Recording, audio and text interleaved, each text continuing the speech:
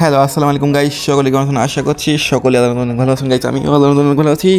তো আজকে নতুন একটা ইনভেস্টমেন্ট ওয়েবসাইটে ডিজাইন দেখাবো, যে এই স্ক্রিপ্টটা দিয়ে কিন্তু আপনি নতুন একটা ইনভেস্টমেন্ট ওয়েবসাইট বানাতে পারেন। ঠিক আছে, এটা সম্পূর্ণ ডিজাইন আলাদা এবং ডিজাইনটাও দেখতে কিন্তু অনেক সুন্দর। ঠিক আছে, যারা মূলত এই ধরনের ইনভেস্টমেন্ট ওয়েবসাইট বানাবেন, দ্রুত হোয়াটসঅ্যাপ নাম্বারে যোগাযোগ করে আমাদের কাছ থেকে এই পিএসপি স্ক্রিপ্টটা কিনে নিজেই ইনভেস্টমেন্ট সাইট বানাতে পারেন, অথবা চাইলে আমাদের কাছ থেকে ইনভেস্টমেন্ট সাইট বানিয়ে নিতে পারেন, কোনো সমস্যা নেই। ঠিক আছে, এই জন্য ভিডিও ডেসক্রিপশন বক্সে আমাদের হোয়াটসঅ্যাপ নাম্বার আছে, টেলিগ্রাম ইউজার নেম আছে, এখানে যোগাযোগ করবেন। ঠিক আছে, তো চলুন কীভাবে ইনভেস্টমেন্ট ওয়েবসাইট বানানো যায় সেটাই দেখাচ্ছি। ওকে, তো আপনাকে একটা ওয়েবসাইট তৈরি করতে হলে অবশ্যই ডোমেন এবং হোস্টিং লাগবে।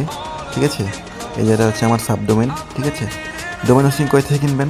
এই ভিডিও ডেসক্রিপশন বক্সে একটা ওয়েবসাইটের লিঙ্ক পেয়ে যাবেন, সেখান থেকে আপনারা কম টাকায় ভালো মানের ডোমেন হোস্টিং কিনতে পারেন। তো ডোমেন হোস্টিং কেনার পর আপনার হোস্টিং সি প্যানেলে আসবেন।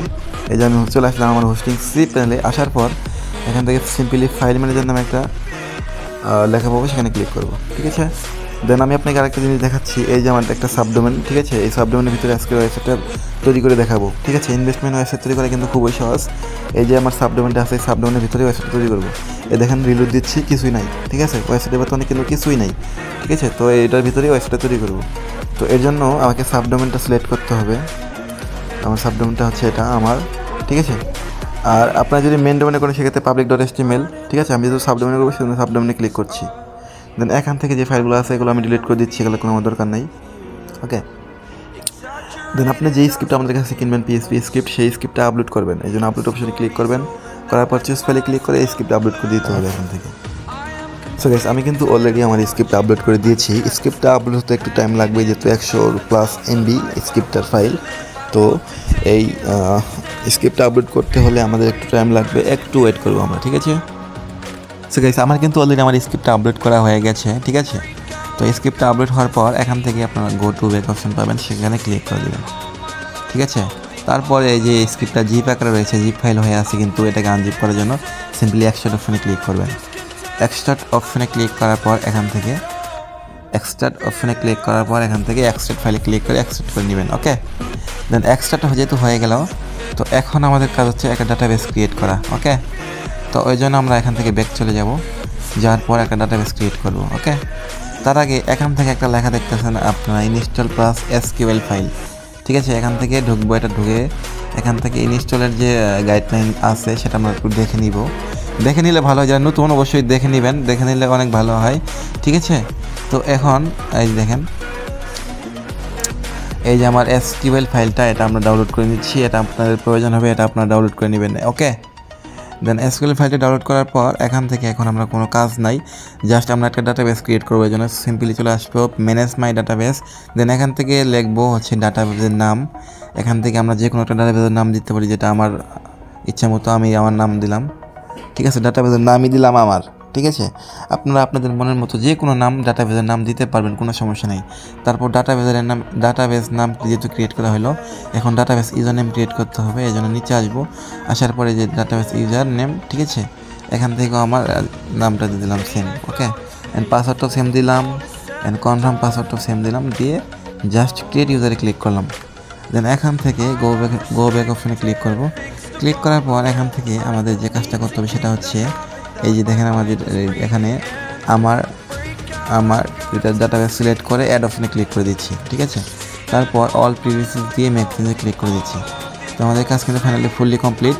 তো এখন আমরা একটু হোম অপশনে ক্লিক করব। ক্লিক করার পর এখান থেকে লেখা পাচ্ছি হচ্ছে পিএসপি মাই অ্যাডমিন, সিম্পলি এখানে ক্লিক করবো। ক্লিক করার পর এখান থেকে ডেস্কটপ সেট করে নিলে ভালো হয়, অবশ্যই ডেস্কটপ সেট করে নেবেন। তারপর এখান থেকে আপনাকে এই যে আমার যে ডাটাবেস নাম আছে এটার ভিতরে ক্লিক করবেন, তারপর 3 ডটে ক্লিক করবেন, এখান থেকে ইনপুট অপশনে ক্লিক করবেন। এখান থেকে আপনি যে এসকিউএল ফাইলটা ডাউনলোড করছিলেন, মানে কতক্ষণ আগে আপনি যে একটা ফাইল এক্সট্রাক্ট করছিলেন পিএসপি স্ক্রিপ্ট, ওই ফাইলটা এক্সট্রাক্ট করার পরে যে একটা স্ক্রিপ্ট পাইছিলেন, একটা এসকিউএল ফাইল পাইছিলেন, সেই এসকিউএল ফাইলটা এখানে আপলোড করে দেবেন। দেন এখান থেকে আপলোড করার পর নিচে দেখবেন যে ইনপুট নামে একটা লেখা আছে, সিম্পলি এখানে ক্লিক করে ইনপুট করে দেবেন। এই কাজটা শেষ হয়ে গেল। তো গাইস, এখান থেকে দেখেন আমার কিন্তু ফাইনালি আমার এসকিউএল ফাইল আপলোড করা কমপ্লিট। তো এখন আমাদের কাজ হচ্ছে, আমাদের যে ডাটাবেসটা ক্রিয়েট করলাম সেই ডাটাবেসটার সাথে আমার হচ্ছে কালেকশন দিতে হবে। তো এই জন্য সিম্পলি আবার চলে যাব আমাদের মেন সাবডোমেনে। ঠিক আছে, সাবডোমেনে চলে যাব, যাওয়ার পর এখান থেকে দেখা দেখতে পাচ্ছি env নামে একটা লেখা আছে, সিম্পলি এটার ভিতরে ক্লিক করে এডিট অপশনে ক্লিক করে এই ফাইলটাকে এডিট করব। ওকে, এখানে যে database name, database user name, database password এখানে দিতে হবে। ডিবি নেম মানে ডাটাবেস নেম এবং ডিবি ইউজার মানে ডাটাবেস ইউজার, এরকমভাবে ডিবি পাসওয়ার্ড এভাবে আপনারা দিয়ে দিবেন। এখান থেকে ডাটাবেসের নাম দিচ্ছি, ইউজার নেম দিচ্ছি, দেন হচ্ছে পাসওয়ার্ড দিচ্ছি, দিয়ে আমি সেভ চেঞ্জ করে দিব। ওকে, তো এটা আমি পাসওয়ার্ডটা দিয়ে দিচ্ছি। ওয়েট গাইস, তো গাইস অলরেডি কিন্তু আমার database name, password, user name দেওয়া শেষ। এখন আমরা সেভ চেঞ্জে ক্লিক করে দিব। দেন সেভ চেঞ্জে ক্লিক করার পর এখান থেকে এটাকে রিলোড দিচ্ছি। দেন এবার যদি আমাদের ওয়েবসাইটটাতে ভিজিট করি, সেক্ষেত্রে যদি দেখি কোনো একটা পরিবর্তন অবশ্যই আসছে। দেখেন গাইস, এই যে আমাদের ওয়েবসাইট কিন্তু লাইভ হয়ে গেছে অলরেডি, দেখতে পাচ্ছেন। এখানে দেখাচ্ছে কি sign up and sign in. এখান থেকে নতুন হলে অবশ্যই সাইন আপ করবে। সাইন আপ করার জন্য এখানে আপনাদের ইউজারের ফোন নাম্বার দিতে হবে, পাসওয়ার্ড দিতে হবে, তারপরে হচ্ছে একটা ইনভাইটেশন কোড দিতে হবে, তারপর এখানে ক্যাপচার আছে, এখানে ক্যাপচার দিতে হবে, দেওয়ার পর সাইন আপে ক্লিক করবে। দেখেন এই যে গাইস, এটা কিন্তু আমার ড্যাশবোর্ড ওয়েবসাইটের ফুল ডিজাইনটা কিন্তু এটাই। ওকে, দেখেন কত সুন্দর ডিজাইন গাইস। এখানে রয়েছে রিচার্জ, উইথড্র, টাস্ক, অনলাইন এবং রয়েছে প্যাকেজ মানে প্রোডাক্ট। ঠিক আছে, কোন প্রোডাক্টে কত টাকা প্রফিট হবে, কত টাকা লাভ হবে, এগুলো আর কি ইনভেস্টের যে এইটা প্রফিটটা সেটা রয়েছে এখানে। এবং রয়েছে ডেলি বোনাসের অপশন, এখান থেকে ডেলি বোনাস নিতে পারবে ইউজাররা। তারপর টিম আছে, আপনার ইউজার টিম করতে পারবে, টিম করে ইনকাম করতে পারবে। হ্যাঁ গাইস, এগুলো কিন্তু ডেমো আকারে রয়েছে সবগুলো ডিজাইনই। ঠিক আছে, এগুলাকে আপনি কাস্টমাইজ করবেন, বিডিটি বাংলাদেশি টাকা অথবা ইউএস ডলার হিসেবে কনভার্ট করতে পারবেন। এবং প্যাকেজও আলাদা আলাদা সিস্টেম করে আপনি এডমিন প্যানেল থেকে অ্যাড করতে পারবেন, কোনো সমস্যা নেই। ঠিক আছে, এগুলো জাস্ট আমাদের রেডিমেড ডিজাইন করা ছিল তাই দেখাচ্ছি। আপনারা কিন্তু আপনাদের মনের মতো করে ডিজাইন করে নিতে পারবেন, মানে প্যাকেজের ডিজাইন প্যাকেজ কম বেশি করতে পারবেন। এবং এখান থেকে পাকিস্তানি টাকা দেওয়া আছে, আপনারা একটা বাংলাদেশি টাকা অথবা ডলার হিসেবে করতে পারবেন, কোনো সমস্যা নাই। আরও অনেক কিছু এখান থেকে আপনারা ডিজাইন কাস্টমাইজ করতে পারবেন। লেখালেখি যেগুলো থাকা দরকার সেগুলো থাকবে, আর যেগুলো রাখার দরকার নেই সেগুলো রাখবেন না। ঠিক আছে গাইস, এখানে যদি রিচার্জ অপশনে ক্লিক করি, সেক্ষেত্রে দেখেন এখানে উইথড্র আপনারা কিন্তু ডিপোজিট করতে পারবে আপনার ইউজাররা। ঠিক আছে, কোন কোন পেমেন্ট মেথডে ডিপোজিট করতে পারবে সেগুলো সিলেক্ট করতে পারে, বিকাশ, নগদ, রকেট এগুলো থাকবে, তারপর বাইন্যান্স থাকবে, এগুলো থাকবে। এগুলো আপনারা অ্যাডমিন প্যানেল থেকে কন্ট্রোল করতে পারবেন, অ্যাডমিন প্যানেল থেকে এগুলো সব কিছু এডিট করতে পারবেন, কোনো সমস্যা নেই। ঠিক আছে, তারপর রয়েছে উইথড্র অপশন, এখান থেকে ইউজাররা কোন কোন সিস্টেমে উইথড্র নিতে পারবে এ টু জেড আর কি। এখান থেকে এগুলো রয়েছে, টাস্ক রয়েছে, এখানে টাস্কে যদি ক্লিক করি সেক্ষেত্রে দেখেন টাস্কটা আসলে অ্যাডমিন প্যানেল থেকে দেওয়া লাগবে, এটা দেওয়া নাই, রেডিমেড করা নাই। এখান থেকে আপনারা অ্যাডমিন প্যানেল থেকে দিয়ে দিবেন। তারপর এখান থেকে চ্যানেলের লিঙ্ক দেওয়া আছে। ঠিক আছে, মানে হচ্ছে যে চ্যানেল থেকে আছে আপনার ইউজাররা সাপোর্ট নেবে আর কি, এরকম লিঙ্ক একটা দিয়ে রাখবেন। এটা রেডিমেড একটা দেওয়া আছে, এমনি একটা আপনাদের চ্যানেল দিয়ে দিবেন। এখান থেকে সব কিছু কিন্তু এরকম ডিজাইন থাকবে। অবশ্যই এটা অ্যাডমিন প্যানেল বার করার জন্য সিম্পলি এই নামের উপর ক্লিক করে জাস্ট গুগল ক্রোমে আসবেন। আসার পর এখান থেকে এই নামটাকে ফুল কেটে দিবেন। কেটে দেওয়ার পর এখান থেকে লিখবেন admin লিখবেন। লেখার পরে যে অ্যাডমিন প্যানেলের কন্ট্রোল প্যানেলটা পেয়ে গেলেন। এবার এখানে আপনাকে একটা ইমেল অ্যাড্রেস দিতে হবে, যেটা কিনা অ্যাডমিন, আমি সরি দিয়ে দিচ্ছি, আপনাদের দিয়ে দেখাচ্ছি, admin@gmail.com দিয়ে এখান থেকে পাসওয়ার্ড 123456 দিয়ে যদি লগ ইন করি, চেষ্টা করি, তাহলে দেখেন লগ ইন কিন্তু হচ্ছে না।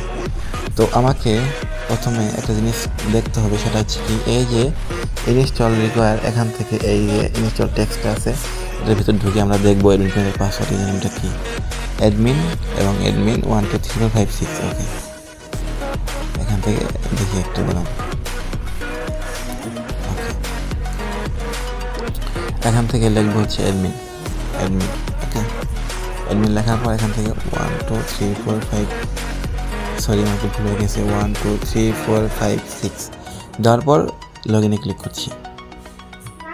ওকে, লগ ইন হচ্ছে না। তো এখন আমাদের কাজ হচ্ছে, আমরা যেহেতু লগ ইন করতে পারতেছি না, সেক্ষেত্রে আমরা ডাটাবেসে ঢুকবো, MySQL PHP মাইডমিনে ঢুকবো। ঢুকলে কিন্তু আমরা ডাটাবেসটা বের করতে পারবো এবং আমাদের পাসওয়ার্ডটা বের করতে পারবো।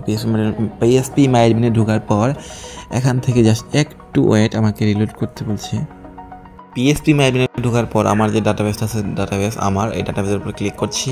দেন এখান থেকে অ্যাডমিনসে ক্লিক করছি। দেন এখান থেকে রয়েছে অ্যাডমিনের পাসওয়ার্ড এবং ইউজার নেম রয়েছে, এখান থেকে আমরা এটাকে দিতে পারি আর কি। ঠিক আছে, তো এখন আমরা ফার্স্ট অফ অল উপরেরটাকে কপি উপরেরটাতে এডিট করব, উপরে ইউজার নেমটাকে এডিট করব। কেমন, এই যে এখানে এডিট অপশন আছে, এডিট অপশনে ক্লিক করব। ক্লিক করার পর এখান থেকে জাস্ট এটা ইউজার নেম, যেহেতু অ্যাডমিন রয়েছে তো অ্যাডমিন থাকুক, আমরা জাস্ট পাসওয়ার্ডটা চেঞ্জ করব। শুধু যে পাসওয়ার্ডটা এখান থেকে এটা রিমুভ করব। রিমুভ করে আমরা লিখব 1 2 3 4 5 6 7 8 দেওয়ার পর এখান থেকে পিএসপি এই যে এখান থেকে পাসওয়ার্ড হ্যাশ পিএসপি ফাংশন এটা সিলেক্ট করে জাস্ট সেভ চেঞ্জে ক্লিক করবো, মানে গো অপশনে ক্লিক করে সেভ করে নিব আর কি। ওকে, তো এবার যদি আমাদের ওয়েবসাইটটাতে আমরা ভিজিট করি, সেক্ষেত্রে যদি লিখি এখানে admin/admin.com, এখান থেকে পাসওয়ার্ডটা হবে 1 2 3 4 5 6 7 8 দিয়ে কন্টিনিউতে ক্লিক করছি। দেখেন আমার কিন্তু লগ ইন হয়ে সাকসেসফুলি লগ ইন হয়ে গেছে গাইস। ওকে, এভাবেই কিন্তু মূলত আপনাকে অ্যাডমিন প্যানেলের পাসওয়ার্ড দিয়ে লগ ইন করতে হবে।